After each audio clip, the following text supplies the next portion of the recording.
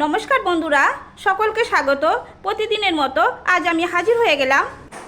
আজ আমি কি রান্নার পদ নিয়ে এসেছি দেখুন বন্ধুরা। পটল আলু চিংড়ি মাছ দিয়ে তরকারি, সাথে স্যাটিং মাছের ঝাল। পটল চিংড়ির জন্য আমি মশলা করেছি পেঁয়াজ কুচি, টমেটো কুচি, ধনেপাতা কুচি, হলুদ গুঁড়ো, লবণ, লঙ্কা গুঁড়ো, আদা বাটা, রসুন বাটা, আর আছে গোটা ধনে, জিরে, রাঁধুনি, গোলমরিচ, এলাচ, দারচিনি, লবঙ্গ সমস্ত আমি শিলনোড়ায় করে বেটে নিয়েছি। স্যাটিং মাছের ঝালের জন্য আমি মশলা করে নিয়েছি আদা, গোটা সরিষা বাটা, হলুদ গুঁড়ো, লবণ, আর আছে লঙ্কা গুঁড়ো।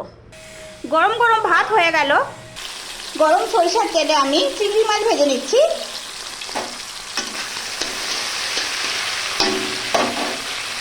ভালো করে চিংড়ি মাছ ভাজা হয়ে গেছে, আমি পাত্রে তুলে নেব। গরম তেলে আমি আলু পটল ভেজে নিচ্ছি। অল্প পরিমাণে লবণ হলুদ গুঁড়ো দিয়ে আমি ভালো করে ভেজে নিচ্ছি।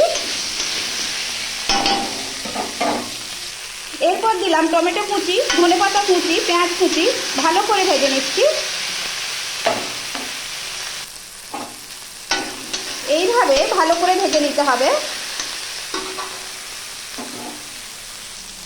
রসুন বাটা দিলাম, ভালো করে ভেজে নিচ্ছি।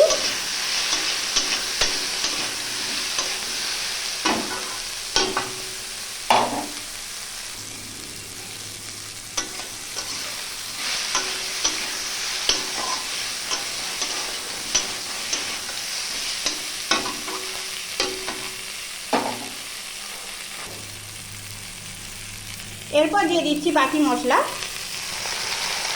সমস্ত মশলা দিয়ে আমি ভালো করে ভেজে নিচ্ছি।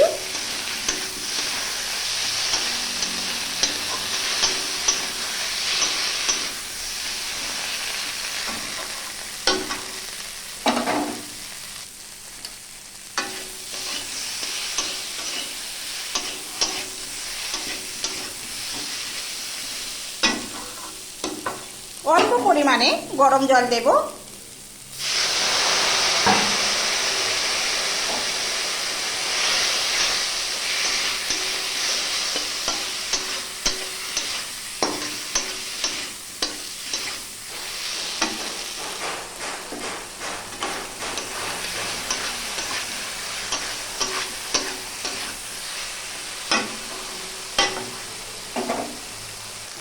দেখুন বন্ধুরা, ভালো করে আমি মশলা কষে নিলাম। এরপর দিয়ে দেব পরিমাণ মতো গরম জল।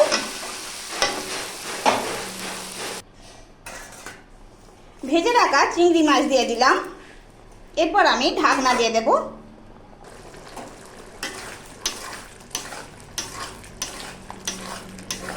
আলু পটল চিংড়ি দিয়ে তরকারি হয়ে গেল, পাত্রে রেখে দেব। দেখুন বন্ধুরা, লাল লাল ঝাল ঝাল চিংড়ি মাছের তরকারি রেডি।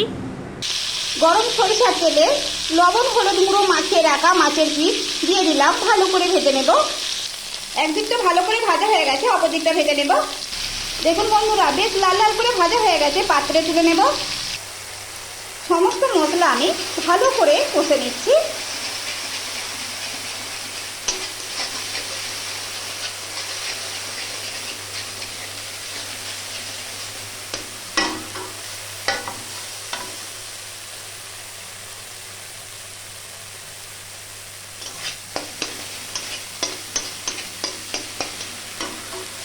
এরপর আমি পরিমাণ মতো গরম জল দেব। ঝোল ফুটে গেছে, ভেজে রাখা মাছ দিয়ে দেব।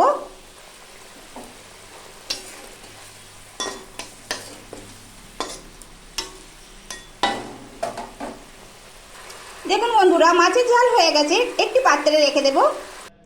দেখুন বন্ধুরা, সমস্ত রান্নার পদ কমপ্লিট। আজ এই পর্যন্ত। নমস্কার বন্ধুরা।